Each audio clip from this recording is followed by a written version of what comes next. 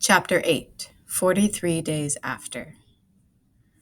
It was a it was clear out in Soma at the job site, except for a wisp of gray at the edge of the sky announcing the end of the day. Just about 7 o'clock and quiet in the city. This feels familiar, I said, when Beckett dented the fencing so we could make our way into the lot again. He'd brought Jay, the coffee shop kid, which annoyed me a little, even though Jay seemed nice enough in the car ride over. He was 2 years older than Beck, 18 already, and was saving money for tuition at the Art Institute of California, where he'd start culinary classes that fall. He had good taste in music, as far as I could tell, was sporting a Velvet Underground t-shirt that day, and he seemed pretty genuine when he told me how sorry he was about my dad. So I breathed deep and counted backward from 12 while I reminded myself that Beckett deserved to be falling for someone new, which is exactly what I guessed was happening as I watched them flirt in the back seat of Rabbit's Volvo. I decided to be less annoyed with Jay for being there and less resentful that Beckett was distracted by the idea of starting some kind of relationship with Jay while I was in the midst of trying to find my father. I slid my hand into my pocket and felt the piece of glass there, warm from my body heat, as we stood by the fence getting our bearings. Looks a little different now, huh? Beckett said. Over a month's worth of construction had been done at the job site, and the place felt hectic, with all those machines and vehicles crowding the grounds. It was easy to imagine the pounding of rigs during working hours, and the burn of dust and sweat in your eyes after a long day of transporting, measuring, and building. You stop hearing it eventually, my dad told me once I asked him if the noise of the drills and machines ever hurt his ears, and if he got headaches after a long day at work. It was the last time he'd taken me back to the ship graveyard, his favorite sight of all. We went that afternoon to watch them haul out the final pieces of the boat, and we stood on the edge of the hole as the archaeologists in their hard hats and neon-colored vests scurried below us. Like how I don't hear the number one bus on our street anymore? I asked, and he nodded. Or mom sometimes when she's calling to get me out of bed on Saturdays. Sometimes I just don't hear her. Ha, he said, nice try. I know what you mean, though, I told him. Honking horns at night? Normally I don't even notice them when I'm in my bedroom. But if I actually pay attention, I can hear them perfectly clear. Loud, even, I said. Exactly. It's amazing what you can get used to. Humans are remarkable creatures, Callie. The things we can endure and the way we adapt, don't you forget it. The sun threw shadows on the ground and the temperature was dropping as evening pushed its way through the city streets. I let go of the glass and zipped up my hoodie. Let's just look for that homeless guy and get out of here. This place has the vibe of a B-grade horror flick, I said. Becca and Jay set off in one direction, and Maddie and I started off in another, while Rabbit stood by the fence, shooting snapshots with his camera for documentation of all the crap we see. There was a beat-up white van and a makeshift shelter at the far end of the site by one of the drill rigs, a strange little tent thing I hadn't noticed when my mom and I drove by on graduation day. It didn't take long to spot a body there, a shadow in a camping chair. Maddie called for Rabbit when she saw it, which also got Beckett's and Jay's attention, and we all crossed the lot toward the man. You're trespassing, he told us when we were close enough to hear him. Says so right there. And he hitched his thumb at a sign tacked to the construction fencing behind him. You are too, then, Rabbit said. He nodded. Got that right. Every day for the last 6 months. He was older than us, but younger than our parents, mid-30s maybe, and his hair was tangled and sun-bleached and long enough to reach the collar of the back of his hooded sweatshirt. He had tied one corner of a ratty green tarp to the fence and the other corner to the frame of his chair so that he had a flimsy kind of tent shading an area where a blue sleeping bag and blanket were stashed. There was also a small rusted camp stove and a pot crusted with something that looked like beans or corned beef hash. A spoon and fork lay on the blanket next to a gallon jug of water. Smoke? He asked us, holding out his pack of Reds, but Rabbit and the rest of us shook our heads no. Jay reached out and took one, though. Thanks, man, he said.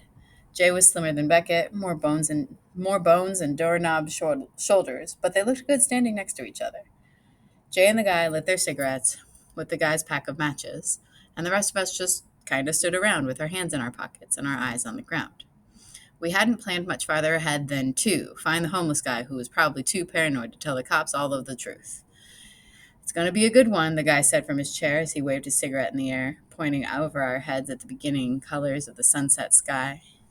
We all turned, looked, and mumbled, "Yep, and sure is," wondering who was going to take the lead. I eyed Maddie, who mouthed, "What?" and shrugged.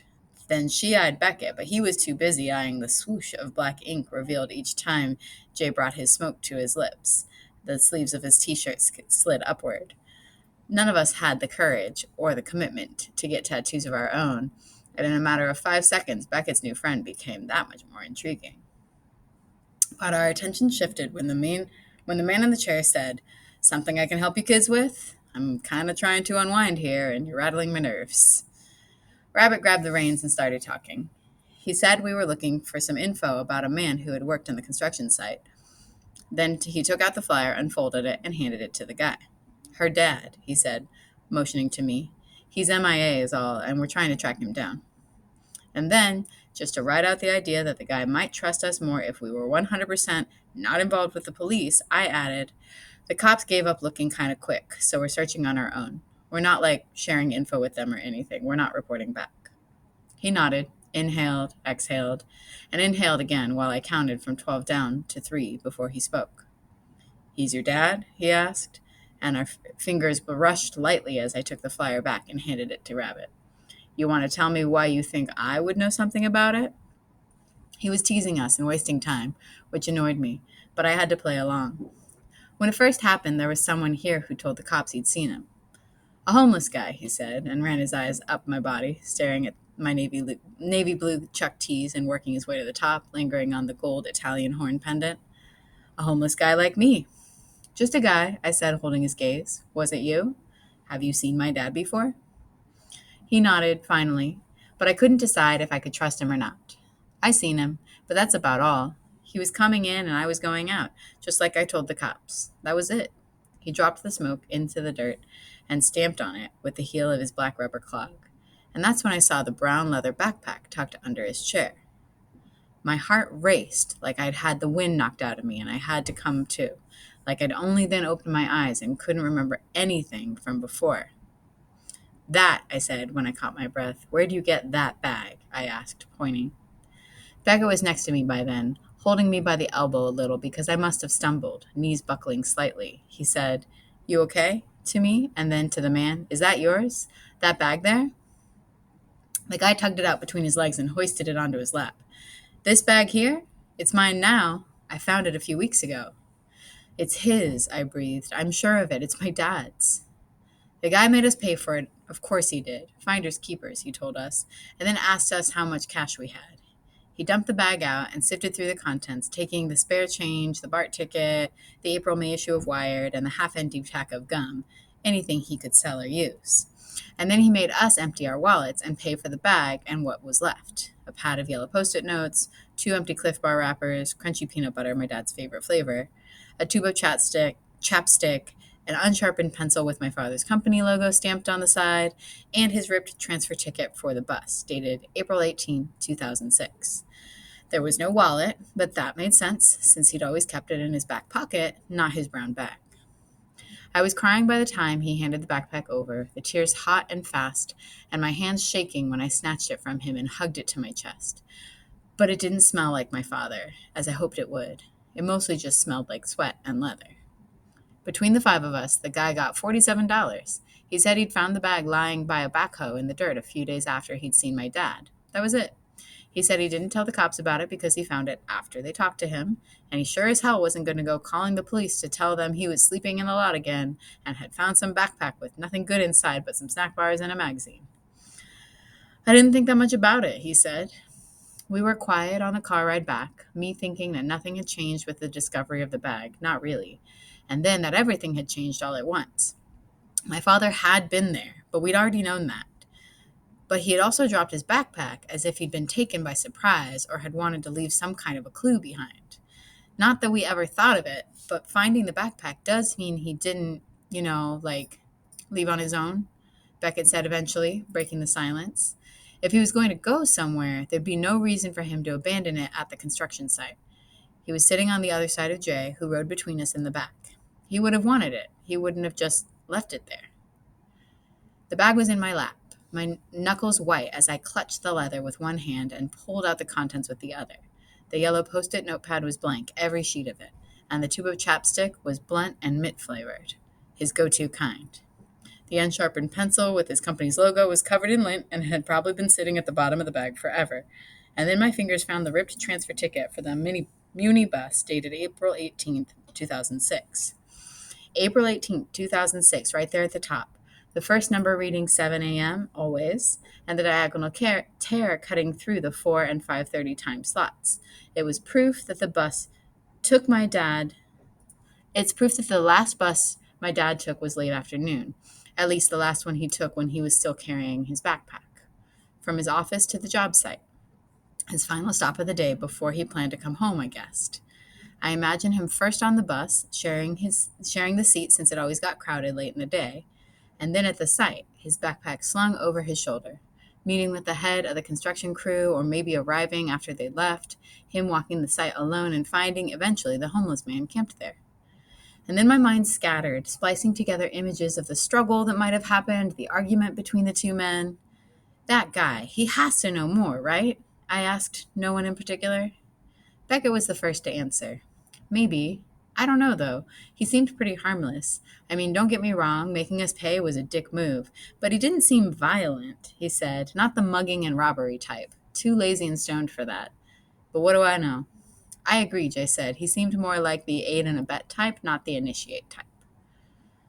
I looked out the window and rolled my eyes, and maybe Rabbit caught it in the rearview mirror because he said, "We'll follow up, though, Cal. Don't worry. Let's think on it and see what else we can find, and then we can track the guy down again in a few days, see if he's feeling more generous with his information." "We can always call the cops if you want," Maddie said from the front seat. "It's up to you. Technically, he was in possession of evidence, right?" she asked. And Beckett said, "Absolutely. In fact, we should try to turn it in. The bag, I mean. If it's evidence, the police should have it." But I shook my head. "I want some time first, to think it over, like Rabbit said." The backpack was the first piece of my father I'd found since he disappeared, and I wasn't about to give it up so quickly. The police haven't done anything to help out so far, so why would they start now? I figured the cops had given up looking for my dad by then. We hadn't heard from them in weeks. Let's see what we can come up with before we involve anyone else. "It's up to you," Maddie repeated, and she turned and caught my eye with one of those looks. I looked away, shoveled all my dad's belongings back into the bag, and counted backward from 12. It had been hard enough to stop crying at the sight, and I didn't want to start up again. Rabbit had counted the money while Maddie helped me into the car, whispering, "Shh, shh, it's going to be fine, Cal, you'll see." Beckett was clear-headed enough to give the guy his cell number in case the man thought of anything else, any small detail or snippet of conversation from the day he'd run into my dad, but I figured we'd never hear from him. He probably wouldn't bother, didn't have access to a phone probably. It didn't matter to him whether we found my father or not. At least we have proof he was there, and I think we can assume he left the site abruptly and maybe not by choice, Rabbit said, trying to turn the backpack into something that could tell us something important. "I'm not going to tell my mom either," I said, once Rabbit parked in front of my house to drop me off. "I don't see what good it'll do, not until we have more time to think it over."